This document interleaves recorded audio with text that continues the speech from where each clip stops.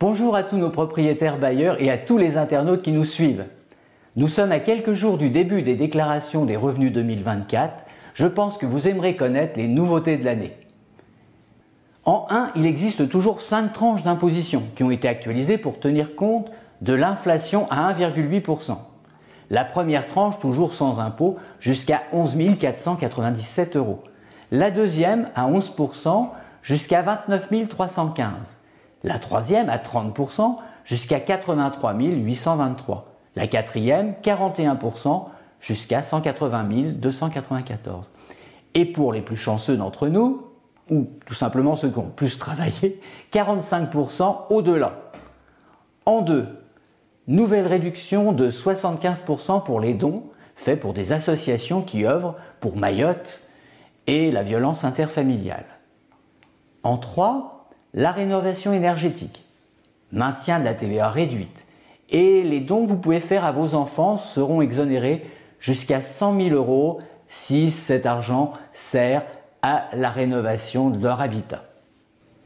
En 4, exonération des pourboires si vous travaillez dans l'hôtellerie-restauration, mais il ne faut pas oublier de les déclarer. En 5, le crédit d'impôt pour les services à la personne est maintenu. On l'a échappé de peu. Mais maintenant, il faut préciser l'entreprise. En 6, l'abattement pour les seniors et personnes en situation de handicap sous condition de revenus. En 7, le soutien fiscal aux agriculteurs. Exonération de taxes foncières, exonération de taxes sur le gasoil non routier, déduction sur l'épargne de précaution. Encore faut-il qu'il y ait de l'épargne. Maintenant, je vais détailler pour les revenus fonciers et BIC. Il n'y a pas de changements fondamentaux, mais c'est passé tout près. Et c'est la dernière année.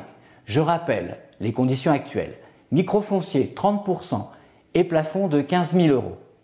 Micro BIC meublé ou meublé de tourisme 50% et plafond 77 700. Micro BIC meublé de tourisme, la nuance est que ceux-là ils sont classés, 71% et plafond de 188 700. C'est parti. Il y a quand même une modification applicable dès maintenant, plus précisément le 15 février 2025, dans le cas où vous vendez un logement soumis au régime réel des BIC. Pour le calcul de la plus-value, vous devez maintenant retirer de votre prix d'achat le montant total des amortissements déjà effectués. Cela va forcément augmenter significativement votre plus-value.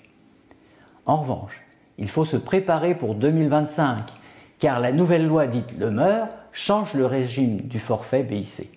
Cette députée bretonne du Finistère, constatant que des locations du type Airbnb progressent énormément et perturbent de plus en plus le marché locatif ainsi que l'hôtellerie, dans certaines villes, il est très difficile, voire quasiment impossible, de trouver une location à l'année. Cette situation est en partie causée par une niche fiscale, l'abattement de 71%, dans certains cas pouvant même aller jusqu'à 92%, si les revenus sont inférieurs à 15 000 et si on est en secteur non tendu. C'était vraiment très beau, je dirais surtout même injuste. Surtout quand on compare ces conditions spéciales Airbnb au forfait microfoncier à 30%. Pour 2025, la loi Le Meur rectifie cette anomalie. Pour le micro BIC, le forfait passe à 30% et pour un logement classé à 50%. Attention, c'est peut-être le plus important, les plafonds changent aussi. 15 000 € pour le BIC ordinaire et 77 700 pour le BIC logement classé.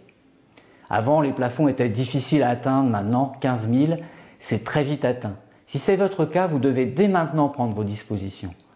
La plus pertinente, celle qui vient à l'esprit tout de suite, c'est de faire classer votre logement. La deuxième solution, passer au réel pour vos BIC. Dans les faits, il vous faut un cabinet comptable. La dernière, repasser une partie de vos logements en nu. En tout cas, il faut vous y préparer dès maintenant. J'ai encore un petit mot à rajouter. Je trouve dommage que la location en meublé à l'année soit la victime collatérale de cette réforme. Par ailleurs utile et juste pour la location de courte durée. Il serait grand temps que le législateur avantage la location de longue durée, avec meubles ou sans, qui apporte de nombreux logements à nos concitoyens sans rien coûter à la collectivité. Voilà, j'ai tout dit. Je vous souhaite de nombreux investissements et c'est le plus important, en meublé ou pas, en location à l'année ou pas. À bientôt.